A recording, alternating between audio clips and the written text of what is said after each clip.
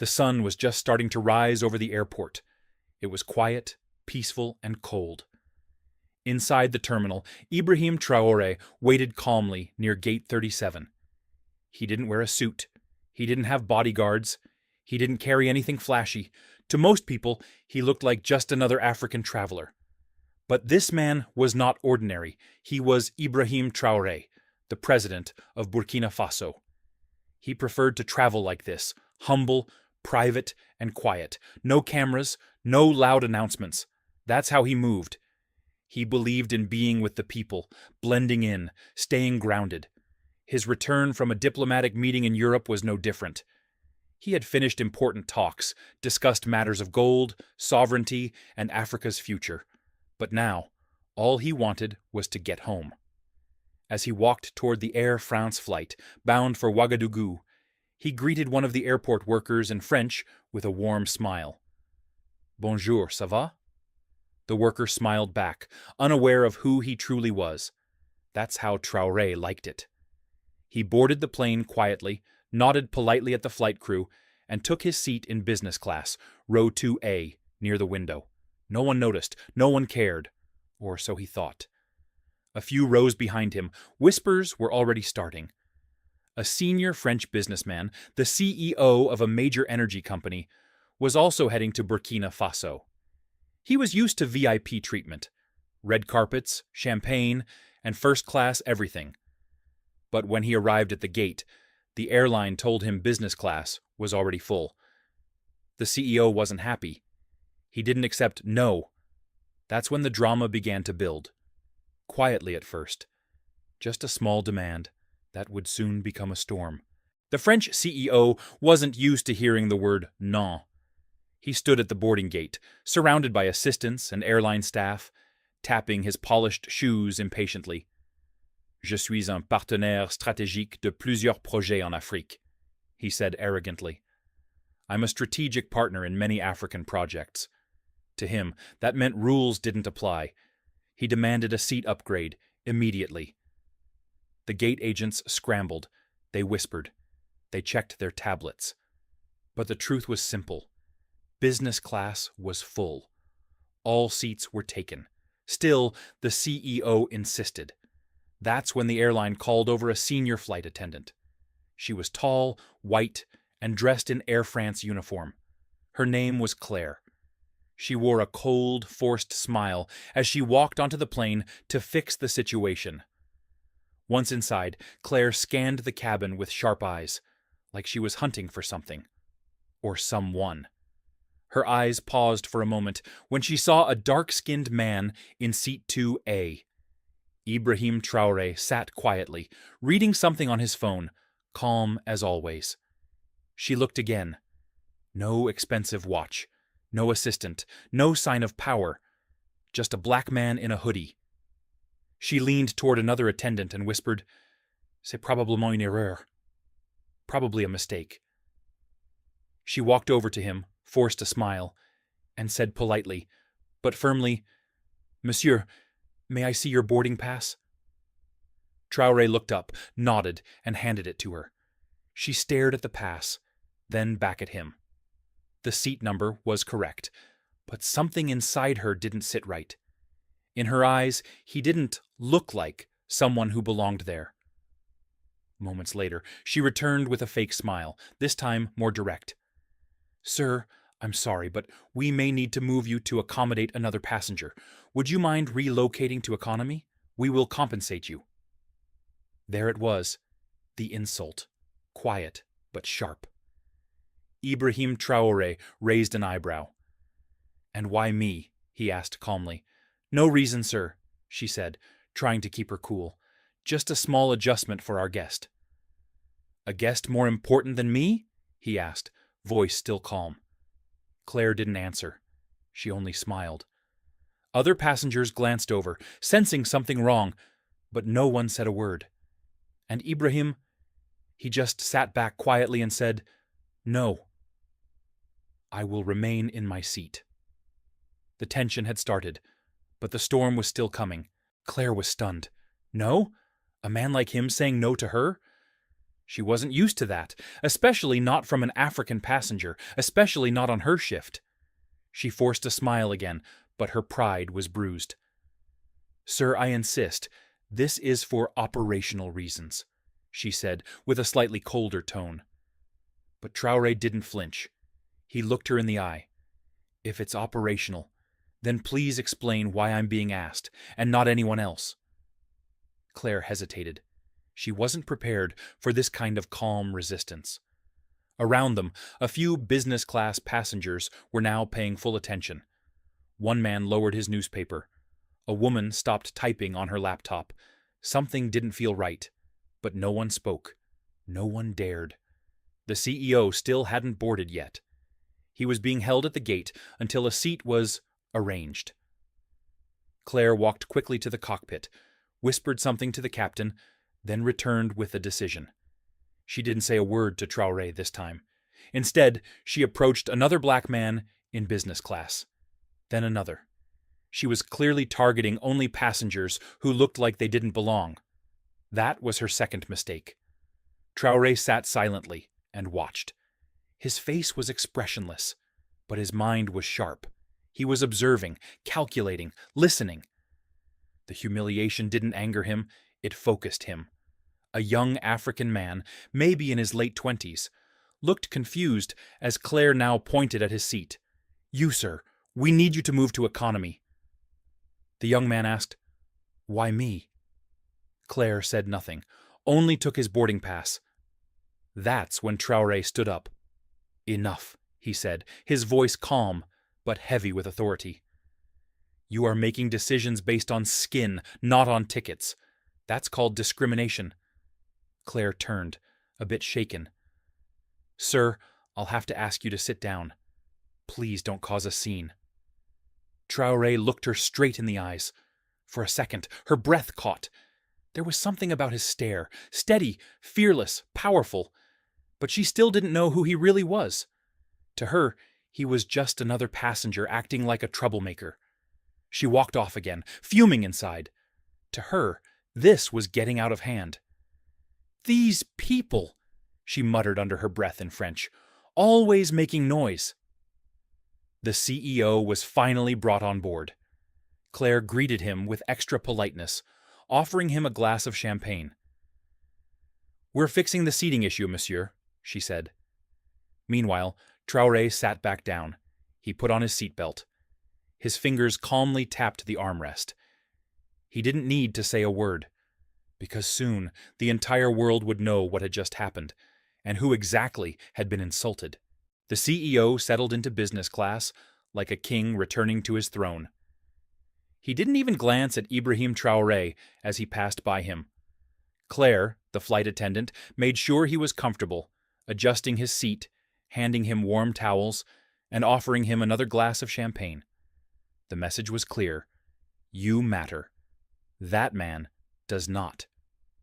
The plane taxied down the runway and soon took off into the sky, leaving behind French soil, but carrying with it a moment that would soon shake two nations. Inside the cabin, everything looked normal. Passengers relaxed. The seatbelt signs turned off. But beneath the surface, something powerful was growing. An invisible storm waiting to burst. Traore remained calm. He didn't complain. He didn't raise his voice. He didn't call anyone or reveal his identity. He just sat quietly, like a man watching a movie unfold, knowing exactly how it would end. Meanwhile, Claire avoided looking at him. Something about his presence unsettled her, but she pushed it aside. Mid-flight, she returned to his seat with a forced grin. "Would you like anything to drink, sir?" He glanced at her. "Water is fine." She nodded quickly and walked away. No apology, no courtesy, no respect. The CEO, on the other hand, was treated like a celebrity. Claire laughed at his jokes, leaned in when he spoke, and asked about his important projects in Africa. He replied arrogantly, "Burkina Faso is lucky to have us. We're bringing order to chaos." Claire nodded in agreement, completely unaware that the very man he was insulting was sitting just 2 rows away. One woman in the cabin, An African nurse returning home to Bobo Dioulasso noticed everything. She shook her head and whispered to her neighbor, "That's our president. They don't even know who they're humiliating."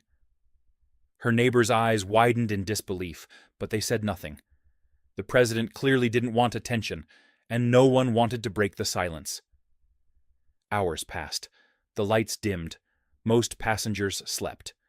But Ibrahim Traore remained awake, looking out the window at the clouds. He wasn't angry. He was patient, and when the wheels touched the ground in Ouagadougou, that patience would become history. The plane began its slow descent into Ouagadougou. The cabin lights flickered on. The captain announced their approach in French and English.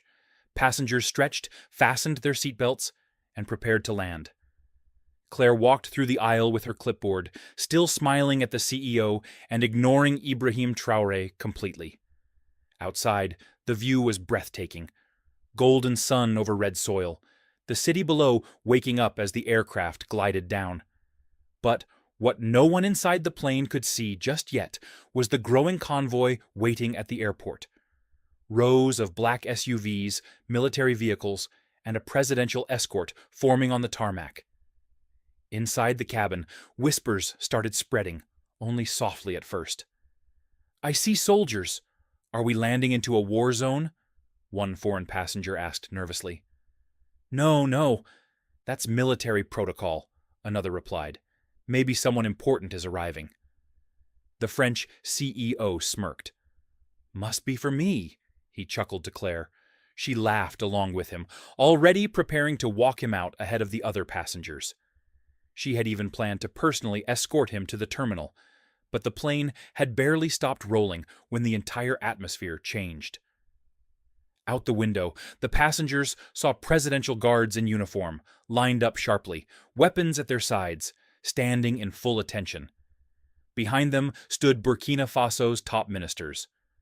The Minister of Defense, the Foreign Minister, even the head of security, all waiting in the heat, unmoving, like statues of power. Claire peeked out the window and gasped. "What is this?" she whispered. The CEO stood up proudly, smoothing his suit. "Clearly this is for me. I told you, I'm involved in big projects here." But before anyone could even step off the plane, a tall officer in a black beret boarded the aircraft. His boots echoed on the floor as he walked slowly down the aisle, scanning every face. He stopped at seat 2A. He raised his hand to his forehead in a perfect military salute. "Monsieur le Président, welcome home." The entire cabin fell silent. You could hear hearts stop. Claire's face dropped, her eyes darting between the officer and the man she had looked down on for the entire flight. Her hands began to tremble. Ibrahim Traore slowly stood up. Calm, dignified, not a word spoken. The CEO took a step back, his mouth slightly open. President? He stuttered. "That man?" Traore turned and gave him a simple nod. Not angry, not proud, just a man who no longer needed to say anything. Another officer stepped in. "We have instructions," he said coldly, looking at Claire and the CEO. "You two will come with us immediately." "Wait, what?" Claire whispered. "Why me?" "You are being detained for questioning," the officer replied sharply. "You have publicly disrespected the head of state on national soil. That is a serious offense." Claire tried to laugh nervously, looking around. No, this has to be a mistake. I was doing my job." But no one listened. Traore stepped off the plane and was immediately met by his people, his guards, his ministers, and a cheering crowd beyond the airport fence. Cameras clicked. The nation's leader had returned. But this time, everyone knew the truth.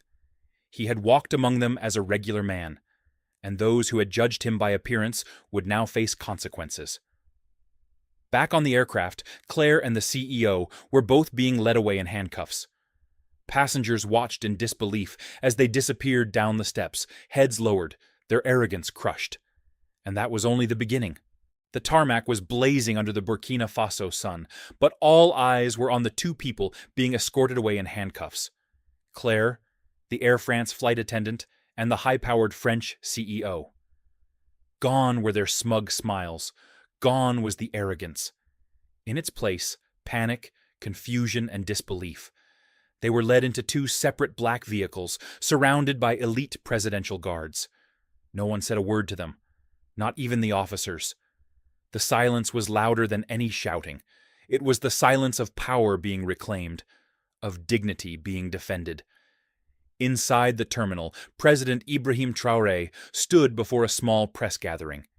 He spoke calmly, without anger, but his words were sharp and unforgettable. In Burkina Faso, we don't look at a man's skin to measure his worth.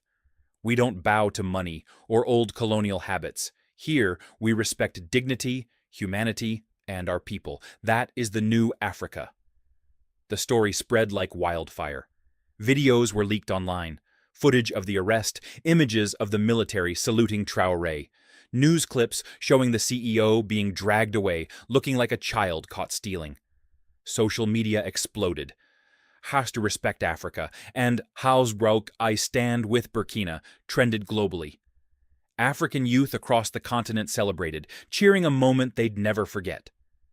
At the Ministry of Justice, Claire and the CEO were formally charged with public insult and discrimination toward the head of state disrespect on Burkinabe soil, abuse of power, and attempted intimidation. The French embassy tried to intervene. Phone calls were made. Diplomatic requests poured in. But Traore gave a clear response. This is not a colony. This is a sovereign nation. They will face justice, just like anyone else. Meanwhile, Air France scrambled to control the damage. The airline issued a public statement within 24 hours.